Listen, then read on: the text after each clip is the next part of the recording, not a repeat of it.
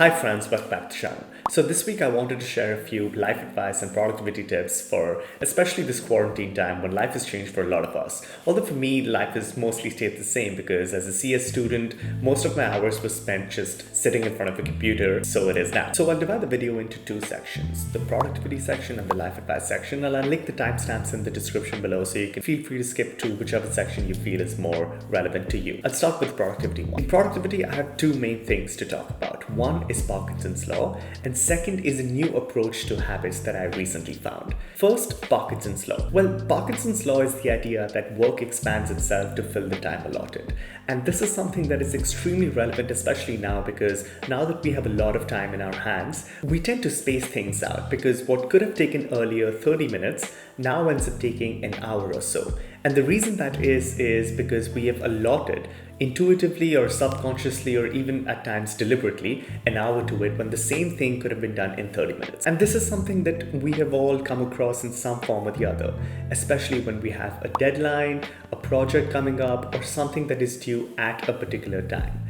We tend to procrastinate for the first few hours or months or so and then finish all the work in the last day. In contrast, over here, we tend to give more time than what is actually required to finish that task. And that is something that I've tried to apply, especially in all my tasks during quarantine, because I tend to take up more time than is expected. So I try to batch things and allot a maximum of hour or two to finish a particular task, and not any more than that.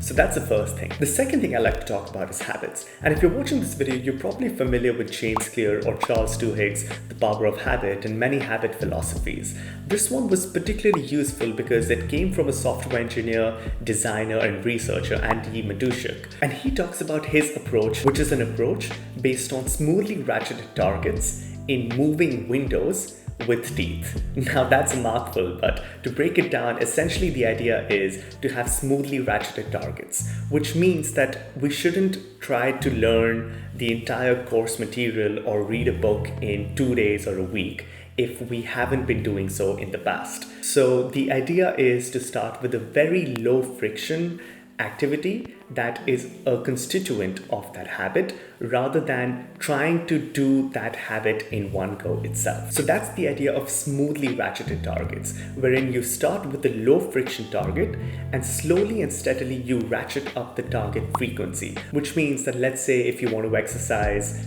5 days a week, you start with 1 or 2 days a week, and slowly and steadily after you have done that for 1 or 2 weeks, you continue and you increase your target frequency to let's say 3 days a week, and eventually you reach 4 to 5 days a week. That's the first component. The second component is moving windows. Moving windows is the idea that we should not think of habits as discrete entities wherein we have to accomplish a certain number of days in a given week or in a given time period. So let's take our exercise example. If you want to exercise 3 days a week, the traditional idea would be to think of a week as something that starts from Monday and ends on Sunday. So you have 7 days and you have to fit in 3 days in the middle. Andy Madushuk's idea is that we should not have those discrete windows, rather we should have moving windows. Let's say that you have exercised for 2 days, you exercise on Monday and you exercise on Thursday. And it's Sunday today, you realize that you don't have any more time to exercise. So what you do is you start your window from Thursday itself, which means that now you have to exercise twice more to actually accomplish the weekly goal of 3 days a week. That is something that is extremely useful because we're not thinking of weeks as discrete entities, rather we're thinking of weeks as moving windows, and that keeps up the motivation, that keeps up the habits, and that is something that I found extremely useful and therefore I wanted to share with you. The third idea in this is to have teeth. And what that essentially means is to have accountability, which means that you could either have an accountability partner, you could, pay money to services like BeMinder, which essentially take your money if you're not able to accomplish a certain goal by a definite date. The idea is to essentially make yourself accountable. And I find this approach to be particularly insightful because the idea of smoothly ratcheted targets, wherein I'm increasing my frequency slowly and steadily in moving weekly windows with accountability is something that I find extremely useful and highly relevant, especially in these times. So those were the 2 cents on productivity. Moving on to life advice. 2 points for life advice. The first one is to invest time in systems. The main problem with when things are normal is that we're so caught up in the day-to-day activities and running of things that we actually end up forgetting, or the thought even does not strike us, to invest time in our systems, workflows, processes, and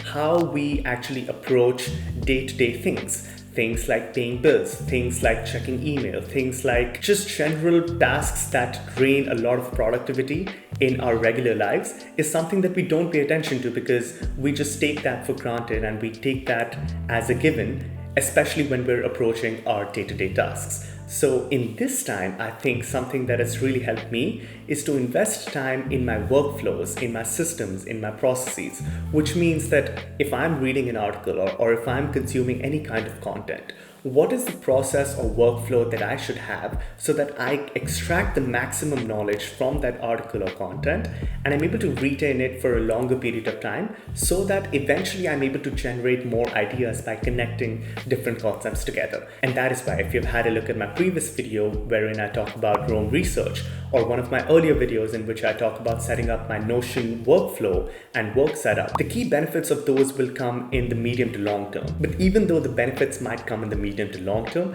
I still think it's extremely relevant and useful to invest time in finding the right tools, setting up the right productivity systems, ensuring that you have the right workflows, and sort of making life into a systematized, organized activity that we can approach when things obviously get normal very soon. The second thing I want to talk about is the transmissionism fallacy.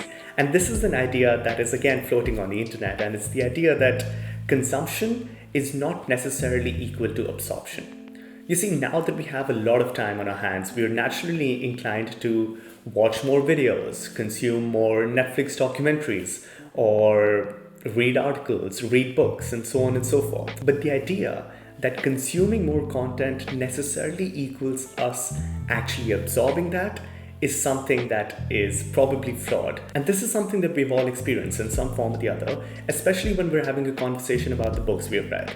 And the problem we then face is the problem of recall, wherein we say that, oh, I read XYZ book, but then when someone asks us a question, we actually struggle to remember the concept or the core idea. And that is when it strikes us that just because we've read X number of books does not necessarily mean that we have absorbed them. And so the solution to that is to engage with the content more actively. And that could happen by either taking notes or being more deliberate about the intent, about why you're consuming a particular kind of content. Just being more deliberate and attentive about the entire process is something that I've started to find really useful, and is something that I think would be extremely helpful, especially during these times, because once the quarantine period is over and we're back to normal lives, we actually want to look back on the entire period and come out thinking that, wow, I accomplished so many things. And not that, I read a lot of stuff, but I don't actually recall any of it, because that would not be the best use of time. Therefore, I think that these two sort of productivity and life advice tips were something that I found really useful, and I've been practicing them. So I just wanted to share them with you. Thank you so much for watching.